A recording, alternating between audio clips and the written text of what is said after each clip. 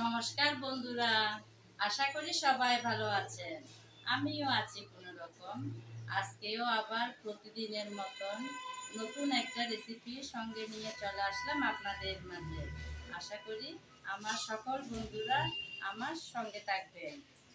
আমার বাগানে আমার ছোট্ট একটা বারান্দা বাগান। আমার পুরনো বন্ধুরা তো অবশ্যই দেখেছেন আমার সেই ছোট্ট বারান্দা বাগানটা। সেখানে আমি কুমড়া গাছ লাগিয়েছিলাম। কুমড়া গাছগুলো আসলে আমার মাই লাগিয়েছিল, এখন একটু লম্বা হয়ে আসছে। ভেবেছি ওখান থেকে কিছুটা ডগা কেটে আজকে নতুন এবং মজাদার একটা রেসিপি শেয়ার করব। চলুন তাহলে আমার সঙ্গে আমার সেই ছোট্ট বারান্দা বাগানে। এই যে বন্ধুরা, দেখুন আমার সেই ছোট্ট বারান্দা বাগানে কুমড়া শাক হয়ে আছে। এখান থেকে আমি 2-3টা কুমড়া শাকের ডগা নিয়ে আজকের মজাদার রেসিপিটা বানাবো। এই যে দেখুন বন্ধুরা, ডগাগুলো কত লম্বা হয়ে আসছে, একদম উপরে উঠে যাচ্ছে। এখান থেকেই নেব। এখানে শখের বসে লাগানো হয়েছে বলে আজকে এখান থেকে নিয়ে রেসিপি বানাতে পারবো। নিজের বাগান থেকে নিয়ে খাওয়ার মজাই যেন আলাদা, তাই না বন্ধুরা? আমি ঠিক এই জায়গার মধ্যে কেটে নিচ্ছি। এগুলো আসলে আমি একদম রশি দিয়ে বেঁধে দিয়েছি, আপনারা তো বুঝতে পারছেন তাই না বন্ধুরা? কারণ এখানে রশি দিয়ে না দিলে ঝরে পড়ে নিচে পড়ে থাকবে। এই যে দেখুন কি সুন্দর কুমড়া শাক। এগুলো দিয়ে আজকে মজাদার রেসিপিটা বানাবো। তারপর এদিক থেকে আরেকটা নিয়ে নিচ্ছি।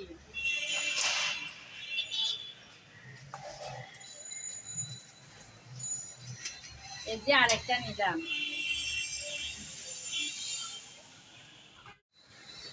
বেশ কিছুদিন যাবৎ শুধু বৃষ্টি আর বৃষ্টি। আজকে কিন্তু আকাশটা একটু পরিষ্কার লাগছে। আজকে আমাদের এখানে তো বন্ধ, আজকে বাইরে যাওয়ার কোনো তাড়া নেই। অবশ্য আমি আমার বরের ব্যবসাতে গিয়েছিলাম সকালবেলা, এখন প্রায় অনেকটা বেজে গেছে। আমি ওনার ব্যবসা থেকে এসে রেসিপি বানানোর জন্য শাক কেটে নিচ্ছি। এখন এই ডগাটাও কেটে নেব।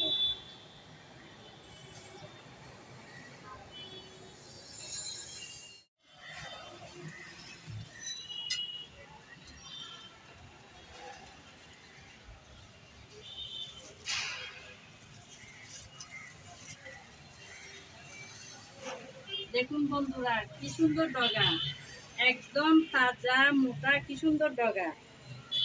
এগুলো দিয়ে রেসিপি বানানো না দারুণ হবে খেতে, দারুণ। কি সুন্দর তাই না বন্ধুরা?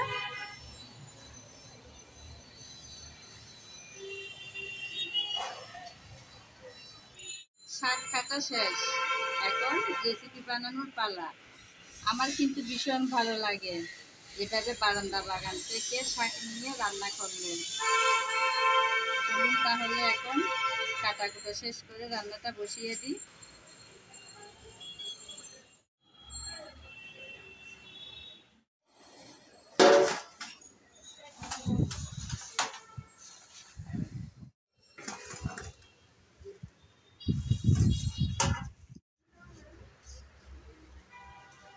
এর আগেও আমি কিন্তু অনেকবার অনেক রকম করে কুমড়া শাকের রেসিপি বানিয়েছি। আজকেরটা সম্পূর্ণ নতুন একটা রেসিপি। আশা করি আমার সকল বন্ধুরা শুরু থেকে শেষ পর্যন্ত আমার ভিডিওটি দেখবেন। শাক আমি এভাবে কেটে নিচ্ছি।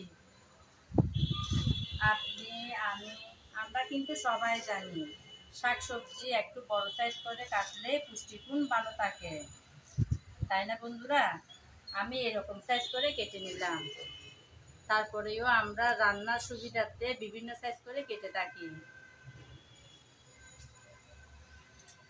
এই শাকের ডগাগুলো কিন্তু একদম নরম। দেখুন বন্ধুরা, কি সুন্দর করে আমি এই যে আঁশগুলো একদম তুলে নিতে পারলাম। এগুলো এতটুকু লম্বা হলেও একদম শক্ত হয়নি। আমি যতটুকু পর্যন্ত কাটতে পারবো ততটুকুই আমি গাছ থেকে নিয়ে নিলাম। একদম নরম কিন্তু এগুলো। আমি ডাটাগুলো এরকম একটু লম্বা লম্বি সাইজ করে কেটেছি। এভাবে আমি সবগুলো শাক আর ডাটা কেটে তারপর আপনাদের সামনে ফিরে আসব। একে একে সবগুলো শাক আর ডাটা আমি কেটে নিয়েছি। এখন চলে যাব রান্নাতে। এই যে বন্ধুরা, সব কেটে নিলাম। এতটুকু শাক হয়েছে আমার। এখন এগুলো ধুয়ে তারপর রান্নায় বসিয়ে দেব।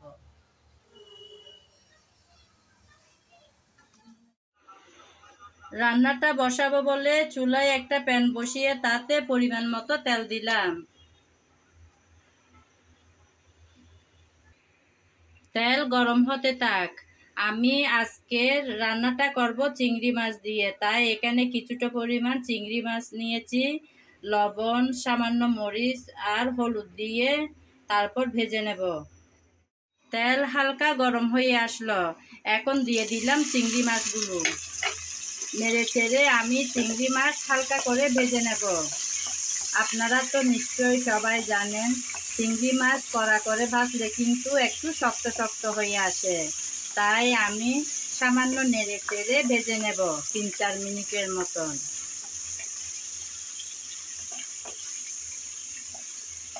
আমি তো চিংড়ি মাছ দিয়ে আজকের রেসিপিটা বানাচ্ছি। আপনাদের হাতের কাছে চিংড়ি মাছ না থাকলে অন্য মাছ দিয়েও এই রান্নাটা করতে পারেন।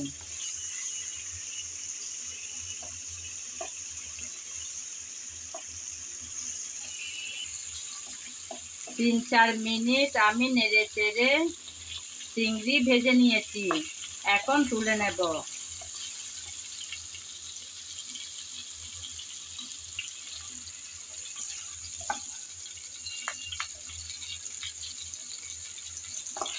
একে একে সবগুলো চিংড়ি মাছ আমি তুলে নিলাম। আমি আজকে রান্নাটা বসাবো চিংড়ি মাছ ভাজার তেলে। আপনাদের এভাবে ভালো না লাগলে নতুন করে আবার তেল বসিয়ে এই রান্নাটা করতে পারেন। আজকের রান্নাতে আমি আলু দেব, তাই এখানে একটা বড় সাইজের আলু কেটে নিয়েছি। শুরুতেই আমি চিংড়ি মাছ ভাজার তেলে আলুগুলো ভেজে নেব।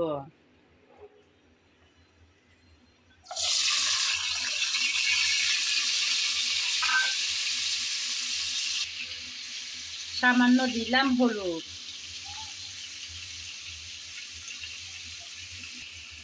তারপর সামান্য লবণ। এখন লবণ আর হলুদ দিয়ে নেড়ে চেড়ে আলুগুলো একটু ভালোভাবে ভেজে নিতে হবে। আমি তো আজকে আলু দিয়ে এই রেসিপিটা বানাচ্ছি। আপনাদের হাতের কাছে আরও অন্যান্য সবজি থাকলেও কিন্তু দিতে পারেন, যেমন বেগুন বা অন্য কিছু। আমি শুধু আলু দিয়েই আজকে রেসিপিটা বানাচ্ছি। নেড়ে চেড়ে ভালো করে আমি লবণ, হলুদ আলুর সাথে মিশিয়ে নিলাম। নেড়ে চেড়ে আমি আলুগুলো ভেজে নিলাম। এখন তুলে নেব।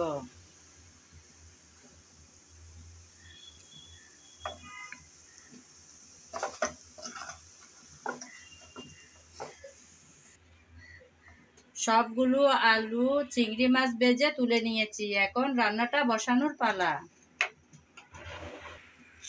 এখন সেই তেলে দিয়ে দেব পেঁয়াজ কুচি।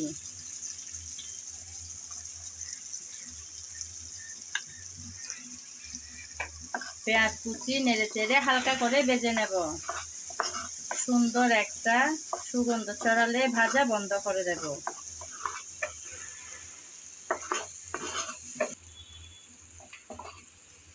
পেঁয়াজ হালকা করে নেড়ে চেড়ে ভেজে নিলাম। এখন দিয়ে দেব আদা বাটা আর রসুন বাটা। আমি আদা আর রসুন একসাথে বেটে রেখেছিলাম, ওখান থেকে 2 চামচের মতো দিয়ে দিলাম।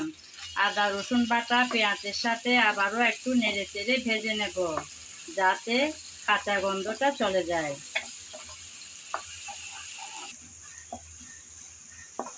কিছুক্ষণ নেড়ে চেড়ে আমি আদা রসুন পেঁয়াজ ভেজে নিলাম। এখন দিয়ে দেব মশলা। আমি এখানে রেখেছি হলুদ, মরিচ, জিরা, ধনিয়া পাউডার আর স্বাদমতো লবণ। জালটা আপনারা যে যেমন খেতে পছন্দ করেন সেরকম দেবেন। আমি মশলাগুলো দিয়ে দিলাম। মশলা যাতে পুড়ে না যায় সামান্য পানি দিয়ে দেব। মনে রাখতে হবে রান্নার ভালো স্বাদ আসে কিন্তু ভালোভাবে কষানোর উপর। তাই খুব যত্ন সহকারে কষানোটা করতে হয়। যেমন সুন্দর কালার, সুন্দর ঘ্রাণ, ভালো স্বাদ তিনটাই কিন্তু আসে ভালোভাবে কষিয়ে নেওয়ার পর। তাই অবশ্যই যত্ন সহকারে কষানোটা করতে হয়।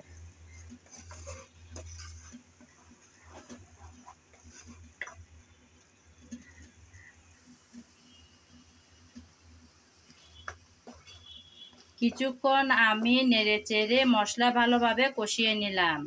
মশলা থেকে তেল কিন্তু আলাদা হয়ে গেল।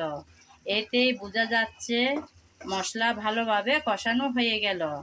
দেখুন বন্ধুরা, মশলা থেকে তেল কিন্তু আলাদা হয়ে গিয়েছে। এখন দিয়ে দেব আগে থেকে ভেজে রাখা চিংড়ি মাছ আর আলু। চিংড়ি মাছ আর আলু একটু নেড়েচেড়ে নিলাম। এগুলো তো আগে ভেজে রেখেছি, তাই অনেকক্ষণ করে কষানোর কোনো প্রয়োজন নেই। এখন দিয়ে দেব একটা টমেটো আমি কেটে রেখেছি, সেই টমেটোটা। তারপর দিয়ে দিচ্ছি কাঁচামরিচ ফালি করে রেখেছি সেগুলো। জালটা আপনারা যে যেমন খেতে পছন্দ করেন সেরকম দেবেন। আবারও একটু নেড়েচেড়ে মিশিয়ে নিলাম।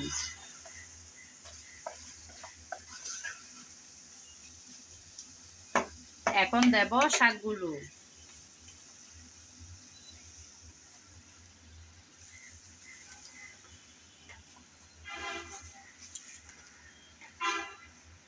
নিজের বাগান থেকে এরকম শাকসবজি তুলে খাওয়ার মজাই যেন আলাদা। অবশ্য অনেকের তো শাকসবজির বাগান থাকে, কিন্তু আমার মতন যারা শহরে থাকে ছোট্ট বারান্দা বাগান থেকে এরকম খেতে পারা আমার মনে হয় একদম দুর্লভ বললেই চলে। আমার ভীষণ ভালো লাগে। শাকগুলো পরপর দিয়ে দিলাম। এখন একটু নেড়েচেড়ে ভালোভাবে কষিয়ে নেব।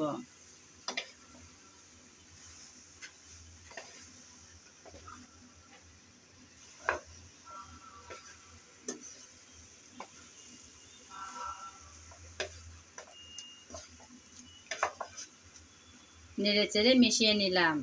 কিছুক্ষণের জন্য ঢাকনা চাপা দিয়ে দেব।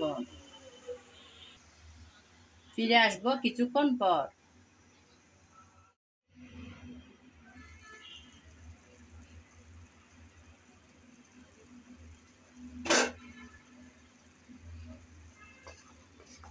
আমি ঢাকনা দিয়ে কিছুক্ষণ রেখে গিয়েছিলাম। মাঝখানে একবার নেড়েচেড়ে মিশিয়ে দিয়েছিলাম, কারণ নিচে লেগে যাওয়ার সম্ভাবনা থাকতে পারে। আমি কিন্তু পানি ব্যবহার করিনি। শাক থেকে যে পানি বের হবে সেই পানি দিয়েই আজকে রান্নাটা হয়ে যাবে। অনেকটাই কিন্তু সিদ্ধ হয়ে আসলো। নেড়েচেড়ে আমি আবারও একটু মিশিয়ে নিলাম। কিছুটা ধনেপাতা কুচি করে রেখেছি, সেগুলো এখন দিয়ে দেব।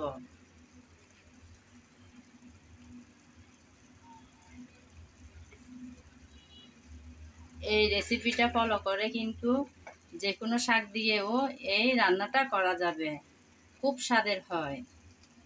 এখন আবারও কিছুক্ষণের জন্য ঢাকনা চেপে রেখে দেব। ফিরে আসবো কিছুক্ষণ পর।